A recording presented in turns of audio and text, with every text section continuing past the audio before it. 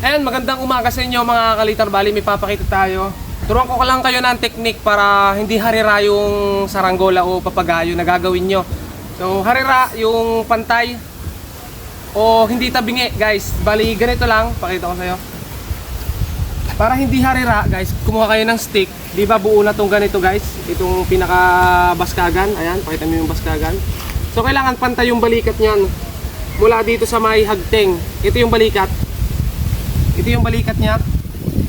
Ayan, mula dito sa may salagunting. Bago natin ikabit itong salagunting, ito yung salagunting. Kailangan natin ng stick, ganito. Itukod nyo dito, guys. Pakita mo dito.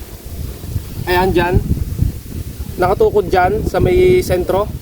Tapos papunta rito sa may balikat. Ayan, dito sa may pinagtalian ng hagteng, guys. Ayan. Kailangan pagpapantayin niya pati yung kabila. Ayan, ganyan. Tapos, kapag nakuha niyo sukat nito, tingnan niyo kung pantay din dito sa kabila. Ayan, para pantay yung balikat, para hindi harira. Kasi yung saranggola minsan may harira. Ayan. So, kailangan kung anong taas nito dito, pantay din ng kabila. Hindi siya nakatagilid. O, di ba? Kung wala kayong stick, pwede kayong gumamit ng tali. Ito yung tali. Pakita mo yung tali. Lagyan nyo lang dito ng lock. Ayan, guys. Tapos, ayan. Tapos, suot nyo dito sa may pinaka-puwet nya.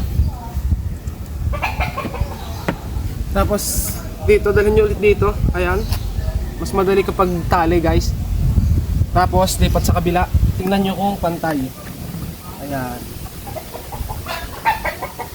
Para hindi harira yung saranggola. Okay? Tapos, kapag napantay nyo na, saka nyo ngayon itatali itong salagunting. Pakita mo yung salagunting. Ito yung salagunting, ito yung pinakaulo. Ayan. Saka natin yun itatali. Tapos, pwede na natin siyang buuin, pati yung puwet at pabalatan. Okay? So, hanggang na lang muna. At konting tips lang, guys. So, ayan. At ayan guys, so sana may natutunan kayo sa aking binigay na tutorial kahit konti lang.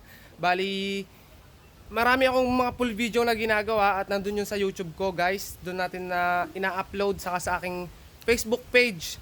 Ang aking Facebook page nga pala, guys, ay Kalitar Vlog. Tapos siyempre yung aking YouTube ay Kalitar Vlog din. So parehas lang ng pangalan. Tapos dito Kalitar 21 sa TikTok, guys. Bali, eto na guys yung nabuo natin. Ayan. Oh, di ba? Ito na yung nasa bubong na nakasabit. Ayan yung ginawa natin. So, subscribe nyo ako, guys, doon sa aking YouTube at follow nyo yung page ko para mas marami kayong matutunan patungkol sa saranggolang gagawin natin. Okay?